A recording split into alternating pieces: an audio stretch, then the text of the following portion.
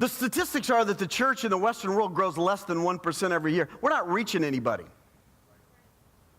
But we could sit around and keep pretending like we are. We could have, nice services. We could preach a Jesus of the past and the present only, but with no look to the future. How many people in here has Jesus done something wonderful for you? I mean, in your salvation alone, right? We know God is a good God. Do we really have to be told over and over and over that God is a good God? It's nice to hear, don't get me wrong, but is that what our diet needs to be? God is a good God. God is a good God. It's like we're in kindergarten. God is a good God. Don't say anything. Don't make anybody uncomfortable. Look around you this morning. You're in a theater. What do people come here for? They come here for good, to see something good, but they come here just as much to see something exciting. When they're watching a movie here, what do they want to see? Something exciting. Something that touches something deep within them. Have you ever watched a movie like me, like something like Braveheart, and you're thinking, man, I could see myself like that? Huh? Remember the story I saw? I was channel surfing last night, and I saw that the Braveheart was on TV, and I saw the little clip of the kid, and he has a vision where he sees his father, and he's laying there dead, and his father turns to him and says, you got a heart in you, man. You got something in you. Follow it and be true to it. And that's the beginning of what we know as Braveheart. We like the scene where he's riding on the horse back and forth. Today we fight. No more injustice. No more Scotland being ruled by England. You know the whole story, right? No more tyranny. Today we rise up. And something about that touches something in us. When we come to church, we're like, no rising up. No talk about heart. Just tell me what Jesus already did for me. Tell me how good it's going to be.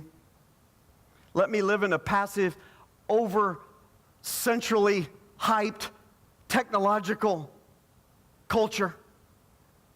I've seen so much, and I've seen so much, and I've seen so much that I've seen everything, man. That's what it does to you. Watch TV all the time. Go to the movies all the time, right? Enjoy the mall all the time. Drive your car all the time. Go where you want all the time. Do what you want all the time. It's hard to stay in tune with Jesus there. I'm praying for you this week that you go to the mall this in the next 7 days and experience suffering for the Lord. You see how quiet it got in here? My God, what kind of church have we come to today? Well, not a perfect one, but a serious one, right? Serious about connecting. This place is called Connection. What are we serious about? We're serious about connecting here. What are we doing? Connecting people and God.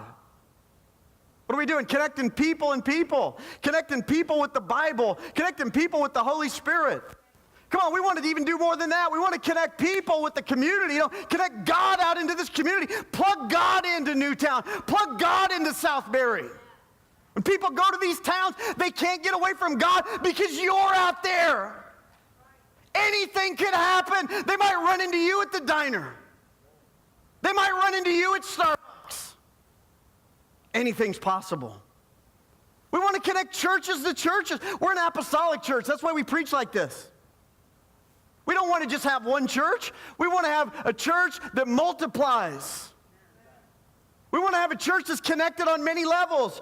You may not know it right now, but we're actually not one church. We're three churches. We have a church here. We have a church that's working with us outside of Denver and one outside of San Francisco. Churches that think this way, that say, let's connect on a higher level. Let's connect locally, but let's connect globally. Jesus is going to rule the whole world. He's not just going to come down, and just rule in Newtown. We have to have a bigger mindset, a bigger vision than that, like Nate was talking about. We have to have a world vision. We want God, what God's doing in the world to come here. See, the world comes to you today more than you need. Comes to you through your television, comes to you through your internet, comes to you through the smartphone that you're holding in your hand, maybe texting right now as I'm preaching. As long as you're texting what I'm saying, just let it fly, let it go. But we need to be in touch with what God's doing. And that comes by the Spirit, and that comes by people that God connects us with who are men and women of the Word, men and women of the Spirit.